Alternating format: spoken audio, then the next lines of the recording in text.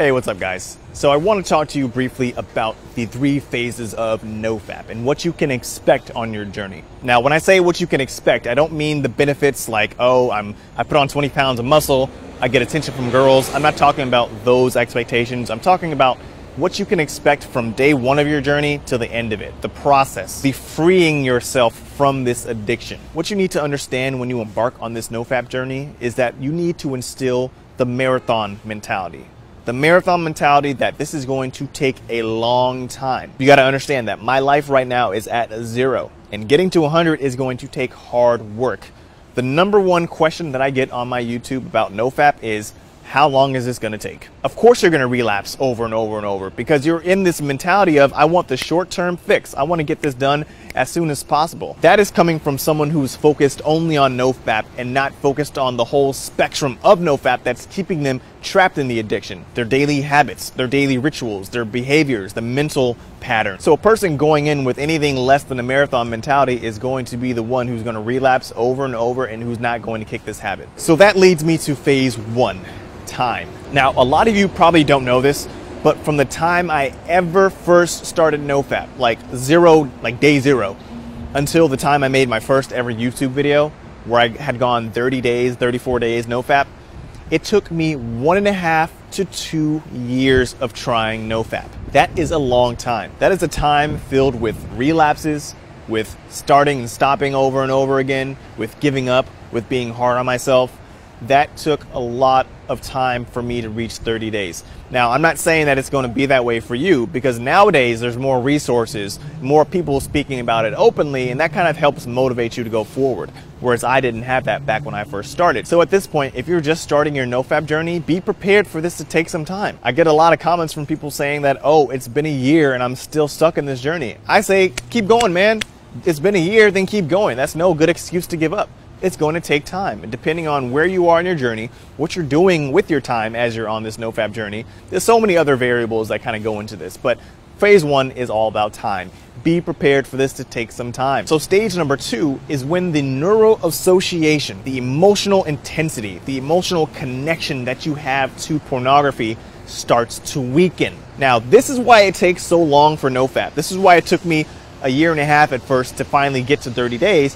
Is because there is a process taking place in the brain that when you abstain, when you further distance yourself from the bad habit, the brain starts weakening its associations that it has to the habit. You can't rush this. This is not something that can be done overnight. Rewiring the brain takes time, and this is why a lot of people struggle in the first month, 2 months, 3 months, a year, is because this is a process that's actually taking place in the brain. So you get to this place to where you can do 30, 60, 90, 100, 365 days NoFap, and you're like, cool, I'm good. Like, yo, I beat this addiction. Yes and no. Okay, so the good part of this is that you have reached a point to where you can now consciously invest your time, your energy, and dedicate that to bettering yourself. Mentally, physically, spiritually, you reach this point in life where you feel that you are in control of your life, and you are. It's not a feeling, but it's a fact. The downside to this stage, the downside to phase 2, you reach this point to where you're like, you know what, I'm so in control of my life that I can control my habit of looking at pornography. I can look at it safely once a week. I've been there. I've talked about this in one of my videos. I've seen a couple of YouTubers semi-recently talk about how I'm going to relapse intentionally just to see how it is. I don't like that because it's not the truth. The truth is that you miss it and you're reasoning with yourself as to why you can start relapsing. That's the other downside to going such a long time without looking at pornography, is you start feeling like this perfectionist who can't mess up. And so then you start reasoning with yourself like, you know what, I'm not really messing up, I'm just testing the waters, when in actuality, you're messing up. It's fine, it's okay, you're human. You're not gonna be as affected by pornography as you once were when you first ever started. That's the good side of it. It's a lot easier at that point in time to bounce back and get back on the horse. Not a problem. But it's a trap that you want to avoid nonetheless. I'm not encouraging you to start fapping to pornography because you feel like you can do it. I'm saying you don't want to fall into that trap to where you start thinking you can do it and then you find yourself redeveloping an old habit. And so then that leads you to phase 3. What to do with my life now that I'm free. That's the beauty of it.